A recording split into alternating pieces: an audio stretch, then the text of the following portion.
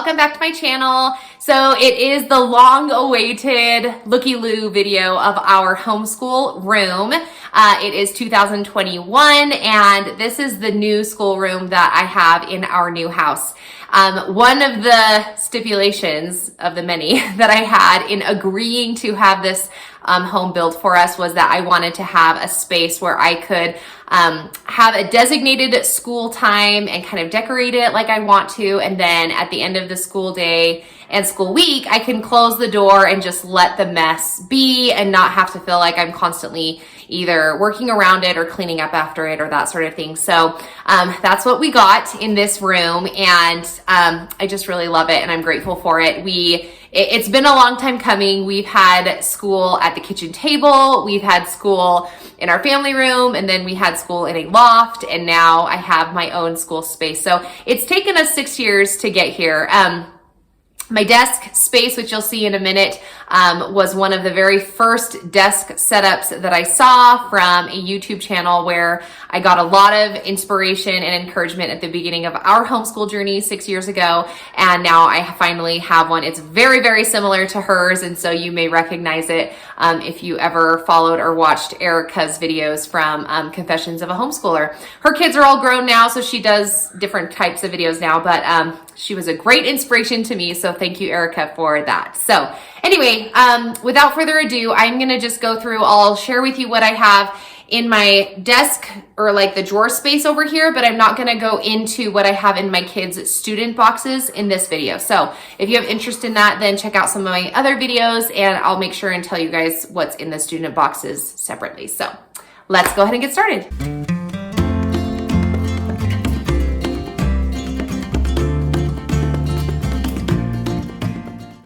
All right, so here is our schoolroom. Welcome, welcome to our school space. Now, in an ideal world, this is what it would look like when I step into it each school day, but I cleaned it for you. So it rarely looks this clean. Usually we are coming into the school day cleaning up leftover craft supplies or art books or school books or stuff that hasn't been picked up. But ideally, this is what I want it to look like. We have in the center is my group table setup. It's all from IKEA. The chairs, the desks, the tabletops, and the legs here are all IKEA. The drawer system, these are Alex drawers, A-L-E-X. And then I could never pronounce the tops, but they're just the IKEA tops. The description box below, I will put a link there so you can try that and see if it gets to where you want it to go. But and then these are also kid swivel chairs. I have had questions about having problems with my kids spinning and turning, but we've had them for such a long time that I don't ever correct my kids. I don't feel like it's anything to like notice or talk about. So that's that. Over here, in case you inquire, this is our Wi-Fi router, and then my husband got a little plug holder, and that's been super nice because it's out of the way, but it's there so that we can have usually relatively good internet connection here. I'll start on this side. So this is kind of my youngest son's wall on this end with the letters, and then I've been putting our science stuff kind of over here for now. That's a rotating pocket, and then I have two other pockets. This came in a set of 6. They're just, I don't know what they're called, pocket charts probably.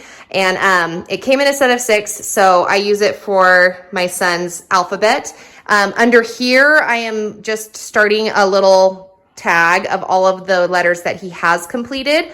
I didn't want to have every single letter of the alphabet right here just because we use this wall as review, and this way we don't have to be confused or distracted by other letters. And then in the red one is the one that he is currently learning. And then the orange one was full when we had MFDBA in that one. So these two are science ones. We've been putting words up there. I haven't rotated it in a while. We haven't done plants in a while, but as you can see, that's what is still there. So I need to rotate that. But anyway, ficus tree just to like put some green in our room. And then in the center of the table, this basket is our family school basket. And it's just chock full, and it's not pretty to look at, but I know what's in there and where everything is. So if I need to grab something quick, then that's where it is. So again, it's not pretty to look at, but that's where it is. Usually, always, this actually makes its way to the floor down here. This is my chair. Yes, it's a folding chair, and I fold it out of the way on the non-school days or if I'm like walking around the table. But this basket is only on the table when it's all clean and pretty, and I don't want it on the floor anymore if I'm trying to vacuum. So we'll walk over to this wall here. This wall currently is just kind of a space. In the dream box, I have a TV set up for this space, and then we'll be able to project videos and all that kind of stuff on this wall here. But for the moment, it's just art projects, and these are our character qualities. We have worked on attentiveness. We're currently on meekness. And then as I kind of grow that list, then that's what's going to go there for now. And then my daughter did a family tree. So that was kind of her little art project. So we put that there. And then this is just a catch-all corner. So everybody has one. This is mine right now. There's really no rhyme or reason to any of it. It's a box that has random things that I sometimes pull out, future curriculum books, games that we pull out on occasion. Here's our 50 states game. We play that because we're doing a lot of state study right now. So it's on the floor because sometimes we use it. So, okay, here is the wall of glory. I love it. I have always loved having this big whiteboard just because it feels very classroomy to me. And I loved my years in the classroom, and I love writing on the whiteboard. So I keep that in there just because I love it. This is a world map that we got from Evan Moore over here on the right side. And then of course we have a clock. And then this is an IKEA storage shelf. These are cube boxes. And then we added these storage things on the bottom. And so I'm going to go through that here in just a minute and allow you to see what's on there. But let's kind of go what's on top first. So over here on the very far right, I have my 3-hole punch. My youngest student still has a lot of stuff that he puts in his learning notebook on a binder. So I like to have that so that I can just 3-hole punch it, slip it in. We have some reward stickers right here. And then this is just a letter tray, I guess is what they call it. But it's my kids' turn-in center. And so when they finish something, instead of having it lost somewhere in the masses of their drawers, I tell them to turn it in. And this is kind of a collection of 1 to 2 weeks worth of work. And then I will go through and document and keep and save and pull out and throw, kind of organize it all every 1 to 2 weeks. And then I sort it in these drawers down here. And we'll talk about that here in just a second. Moving along the top of the table here, this is my puppet. I use this with my kindergartner, my youngest one, and he loves it. And so we just practice whatever we need to kind of make it exciting. So that's my puppet. These are just markers for the future, which I can't bring myself to open because I'm excited that they're new, but I needed them, so here they are. We love Ranger Rick. So these are a few old magazines that sometimes I'll just have my kids read if we're looking up for something to do for science or whatever. It's just kind of some fun reading that's there. This is my monster. We use it a lot for my son and his letter study. So he's out because we use him all the time and he's missing an eye. So that's on the side here because I'm, never going to fix it, but in case I ever do. This is an old rag that I use to erase my whiteboard, stapler, obviously. Okay, so this basket I've had for a really long time. It's kind of a catch-all as well. A hole puncher, some whiteboard markers mostly. I do have a marker in here that I use to mark off the calendar that I have on the wall up here. Although now I'm using red and this is green, but that's why that's in there. And then these are just some fun things that we pull out occasionally. They're stuff I've had for a really long time. And if my kids just need a brain break, then we just have these things. We pull out a big stack of them and walk out to the family room or go outside or whatever. And then some of them are monster themed and then others of them are just random themed. So anyway, those are there. My son's alphabet flashcards, more letter flashcards, and then our pointer for these posters over here. So I just have a mix of posters and I actually have a few more that I need to add, which I haven't done yet, but this is just my poster corner. I'll also add some to this wall here in the future, but multiplication squares is mostly for my oldest, but then my younger kids use it too, just as a number chart. The alphabet, of course, is for my 2 middle, whatever, the younger kids. Just good to know your vowels. So my daughter goes over that a lot, especially at the beginning of the year, we were using that. And then here's my calendar. I just love nature, so that has been fun to put up there. But I recently just started adding these. I like write the number of the month and the year, because when my son does his work, he seems to always have asked like, well, what number month is it? What is it? So I just threw that up there, and it helps him just kind of know what number month it is. So anyway, oh, and then on the floor down here, this is our, I've showed this on YouTube before, but this is our, what is it called? Roku, Color Coup, whatever, puzzle game. Anyway, and then just a drawing pad, but my son likes to do this. And so I leave it down here because it's an easy grab if he needs something and it doesn't fit in any of my drawers. Okay, so let's go down here. I'll show you really quick what I've got. These first 4 open cubbies are holding books and paper. So some curriculum that we're coming up on. These are my son's math books. These are mostly Evan Moore books. I have so many that we just kind of pull out and use on occasion, or if I need an idea, or if it's just a good storage place for them. So we put a ton of them. As you can see, I have tons of Evan Moore. I also have a few other ones, like this is our Magic Treehouse curriculum book. So anyway, it's just kind of a mesh of all kinds of stuff, mostly history and science, but we have some reading stuff over here too. So anyway, it's just kind of a mix of books that I've had. This is a very small mix of library books. Again, there wasn't anywhere else to put them. So this was our spelling book that we were doing. Now we're not anymore, so I just stuck it in here.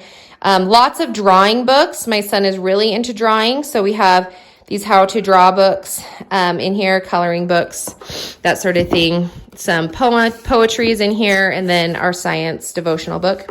These are all the Magic Treehouse books that my son has been going through. Again, we kind of pick them up and then put them down, but this was it just fit here and it's cute, so we like that. So anyway, I also have these. Now these just have paper in them today. Obviously in the past I've used them for curriculum, so that's why they're all labeled here, and I just never took the labels off.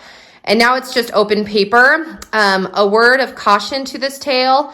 I had to come to a place where I was okay with my kids grabbing paper for their art projects, because I tend to really, really love having paper, and I don't know, not that I have like a plan for it. I just didn't love my kids like taking it and then, cutting out a tiny piece of it and then throwing in the garbage. But this is where it is now. I do let my kids use it. I've tried to put some boundaries on it, but it's been kind of rough. So anyway, there's that.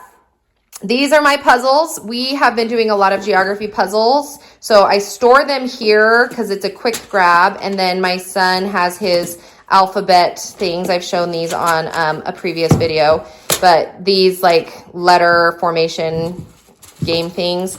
And then this is our big magnetic chart where we're kind of going through those states. And so I just store these here because it fits and it's convenient.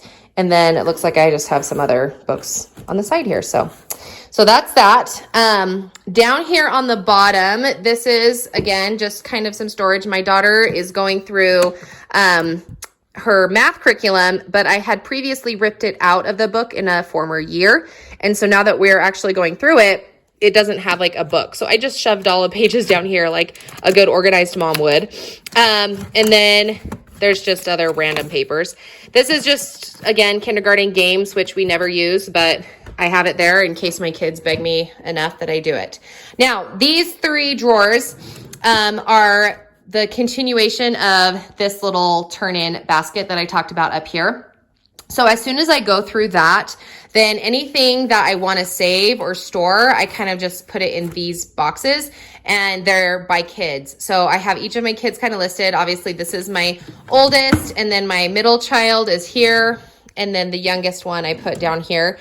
And at first, I really was sorting through it and making sure that it was everything that I wanted, but now I kind of just photograph what I need to for their portfolio and then throw everything in the bucket just in case I need to go back. When the quarter is over, which is coming up here in a few weeks, then I'll probably clean this whole thing out and start storing things in their permanent tote and then throwing out what we decide not to save. So those are those. These are my stickers. We use a lot of stickers just for rewards. And then my kindergartner has his stickers that he uses for his actual like daily learning notebook. So we just have tons of stickers. That's where that goes.